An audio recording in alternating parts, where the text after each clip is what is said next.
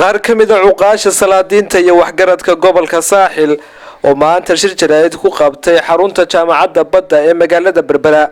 ayaa waxay cuqaashani si ballaaran u soo dhaweeyeen muddo kordhinta golaha guurtida Somaliland ay u sameeyeen xukuumadda madaxweyne Axmed Maxamed Maxamuud Silaaniyo iyagoo golaha guurtida Somaliland ku hambaliyay go'aankaasi ay ka qaateen muddo kordhinta waxayna sheegeen inay asiibeen waqtiga munaasibka ee la qaban karo doorasho xalaal ah oo dalka ka dhacda waxaan hadaladii cuqaashaasi iyo waxgaradkaasi hadaladoodii ka mid ahaa hambalyo diraya guurtida jamhuuriyadda Soomaaliya muddada ay xilka u kordhiyeen xukuumadda sanadka iyo 7 bilood hambalyaan idinleeyahay waan idin hambalyeynaa haddaan idin hambalyeynayno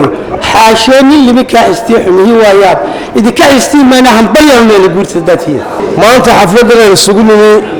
ee lagu taageerayo muddo kordhinta loo sameeyay xukuumadda Axmed Maxamed Maxamuud Silaaniyo way mutaysatay wadanka wax weyn bay ka qabatay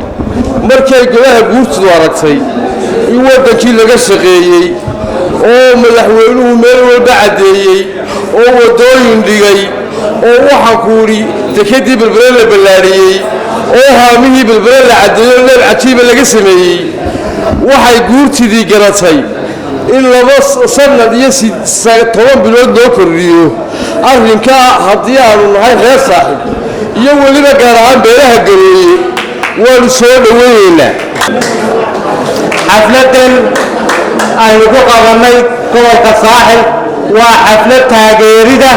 oo lagu taageerayo golaha guurtida Somaliland waxaanu taageersanahay golaha guurtida Somaliland muddo kordhintii ay samaysay ku dhawaaqday baanu taageersanahay u samaysay madaxweynaha iyo madaxweyne ku-xigeenka iyo golaha baarlamaanka golaha guurtida waxa weeye waanu taageeraynaa waanu isgarab taagaynaa si boqolkiiba boqol ah waayo golaha guurtidu waa lafdhabartii wadanka waa intaynu dheerahay ragba wada dheerhay waa golaha guurtida sidii gobolada Somaliland iyo degmooyinka Somaliland bari iyo galbeed daafaha dalka looga taageeray go'aanka golaha guurtida baanu annaguna mar koowaad iyo marka labaad iyo marka saddexaad ba taageerayna waxaanaanu leenahay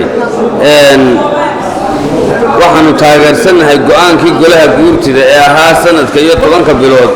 in xukuumadda xilka haysa ay xilka sii hayso golaha wakiiladuna ay sii hayaan xilkii baarlamaanimo halka waxa la isugu yimi in la taageero muddo kordhintii ahayd guurtida ay kordhisay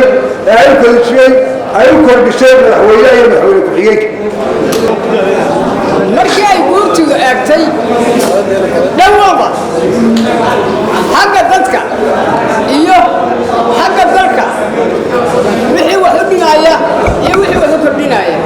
iyo hadafka aynu maanta leenahay inuu ilaa Berbera markay eegtay waxa ay kordhisay muddada ay kordhisay waanu ugu mahadnaqaynaa waanu ku mahadsan yihiin aanka ka soo saareen haddaan nahay dadweynaha gobolka saaxil waa yeelka madax dhaqameedka salaadiinta dhalinyarada garabka haweenka waanu taageersanahay boqolkiiba boqol ilaahina waa ugu mahadnaqaynaa waana ka rajaynaynaa inuu noo suurto geliyo rajada aynu wada qabno